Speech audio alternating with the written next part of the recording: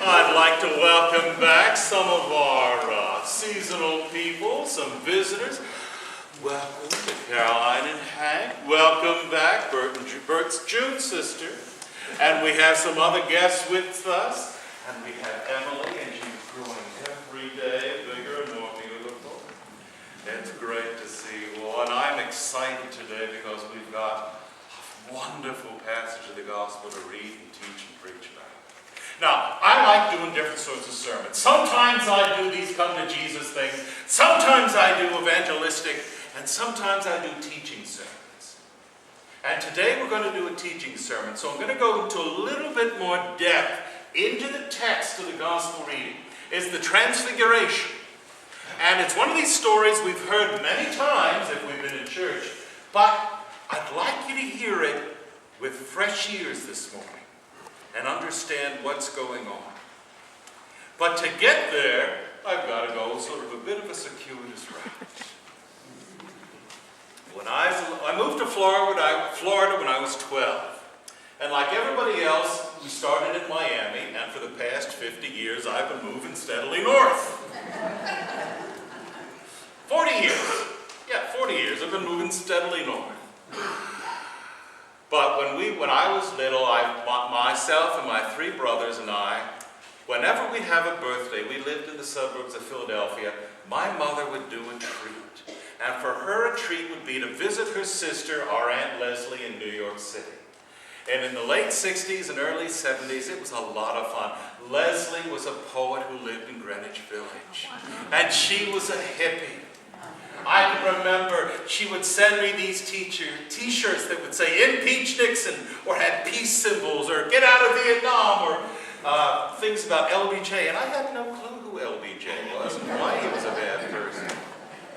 But my mother, they were 7 years in age apart, and my mother was a child of the late 50s and early 60s. And Leslie was a graduate student in Columbia, class of 68, and she just was of that time and the era. And I would go, and we'd go up to visit her, and when we'd visit Aunt Leslie, we'd go down to Greenwich Village where she lived, and they had these kiosks where you could buy same-day tickets for the theater.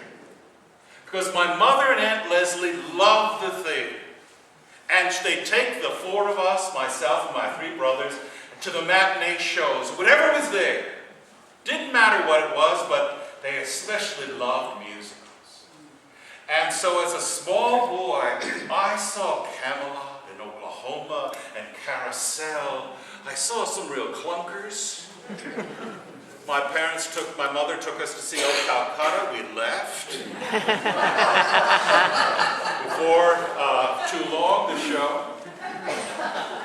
But I turned into a little theater critic when I was an 8-year-old boy.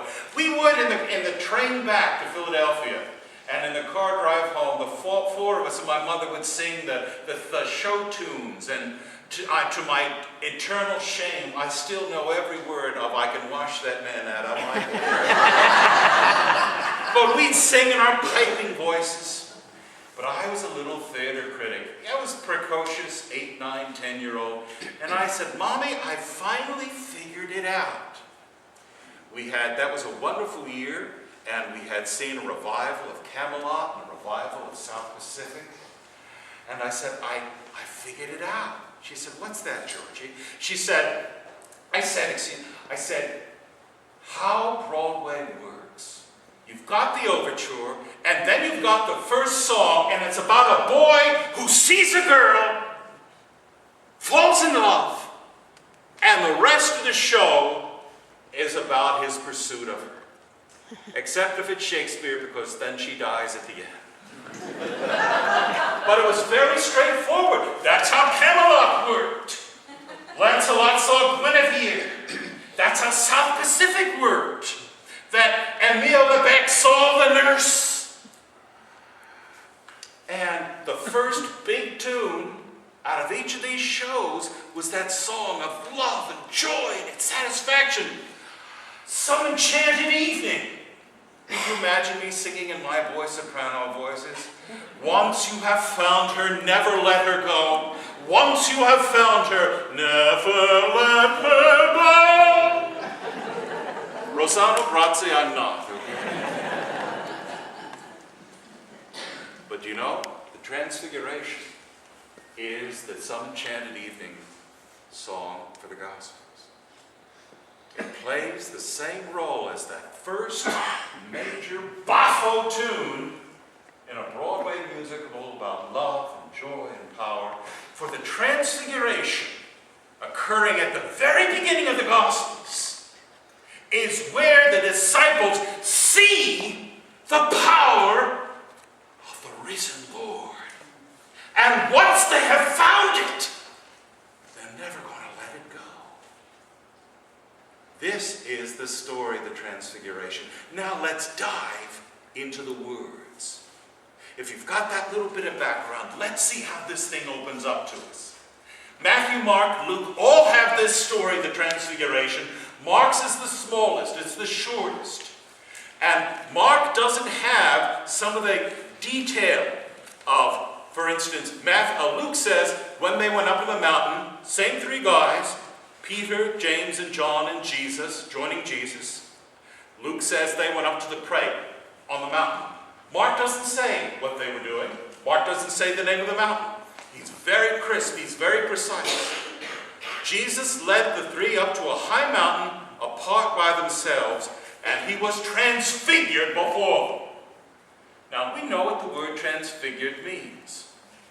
Well, when they first wrote this gospel, they weren't quite sure what it meant, so they made up a word, called it metamorphosis. Meta across morphe, Greek, form. And the Latin word, transfigura, transfiguration, across the figure. Something was happening, and they had to have a word that could describe this change of Jesus. His form, his changing. It's almost like this is the after picture. Same guy, same eyes, same face, same nose, but there's something about him. He has been changed, and he's changed such that his clothes became dazzling white. This is not a whiter than white ad for detergent. Even though bleach is mentioned in this, it is not a commercial for cleanser, because it's not the clothes that are white. It's not a Broadway show where the spotlight is on Jesus. The light is coming from within Jesus and illuminating everything else, so that his clothes, they could be any color at all, but they're in this white, and it's just white, and it's washed out. And the disciples see this changed Lord, this changed man. They have just confessed him to be the Messiah. And they've gone up on the mountaintop with them. And now he's changed, and they see Elijah and Moses. How do they know they're Elijah and Moses? Were there captions? I mean, did they have name tags? Thank you, Elaine, for wearing yours today. How do they know? Mark doesn't tell us. Doesn't matter. Because Mark is saying the disciples saw Moses and Elijah and Jesus talking. And the disciples, it's clicking. It's making sense. Elijah, he's the prophets. Moses, it's the law. And Jesus is the living Torah. You know, we kept saying, in the beginning was the Word, and the Word was made God, and Jesus is the Word. Yeah. This is what we're talking about. The law, the Word, the gods, the Bible is Jesus. And then Peter does something that only a junior warden would do. We've got an issue. We've got a crisis. Let's start a building campaign. Uh-oh, we got trouble with the Sunday school. Let's build a new shed in the backyard. That's the answer. Construction projects. What is Peter going on about? This is really weird, isn't it? If you think about it, if you stop and pause and read it. Then Peter said to Jesus, Rabbi, it is good for us to be here. Let us make 3 dwellings. The King James Version says 3 booths. Other versions say 3 tabernacles. One for you, one for Moses, and one for Elijah. It sounds like he's building a mother-in-law suite for Moses and Elijah. What is happening here? Well, we read in the other Gospels, and we can understand that this experience occurred in a Jewish holiday called Sukkot. It's one of the three principal holidays of the Jewish year when a good Jew would go to the temple to offer sacrifices. And what is Sukkot? It's the Feast of the Booths, or Tabernacles. Feast of the Tabernacles. It appears in Exodus and Leviticus, and it is, first off, the Harvest Festival. To this day, you can go out to the Midwest and you can see farmers putting up little tents at night because it is so important to get that crop in. They've got only so many hours of daylight, and they've got the workers here, and they've got to get it done, and so they're sleeping in the field. They're working 18 hours a day, and then they're going to bed out there. They're not wasting the time to drive back into town. It was the same at that time in Israel. And the Jews would build little collapsible booths or shelters out in the fields while they were gathering the harvests. This is the harvest festival symbol. And at the same time, from Leviticus, we're taught that this symbol of the harvest is the symbol of the presence of God within us. God amongst us. God is dwelling amongst his people. Let's put it into modern terms. What if you had a vision of Christ appear to you on Christmas morning, and you said, Lord, this is wonderful, let's put up a tree. And 1,000 years people would scratch their heads and say, why is this guy planting bushes in response to seeing God? Oh, Christmas tree. In other words, it's just, we're celebrating. It's how our culturally responds through our festivals and understanding. And Peter and James and John are understanding Jesus to be God within us. And it is great that you're here. Let's build these shelters because we don't want this experience to end. We don't want to come down from the mountain. We don't want this joy and this glory to end. And Jesus says, no, we're leaving, and don't tell anybody about it. Why? Is he a killjoy? No, because his kingdom is revealed and will come through his crucifixion and resurrection, his suffering. But you disciples are getting a foretaste of what's going to come.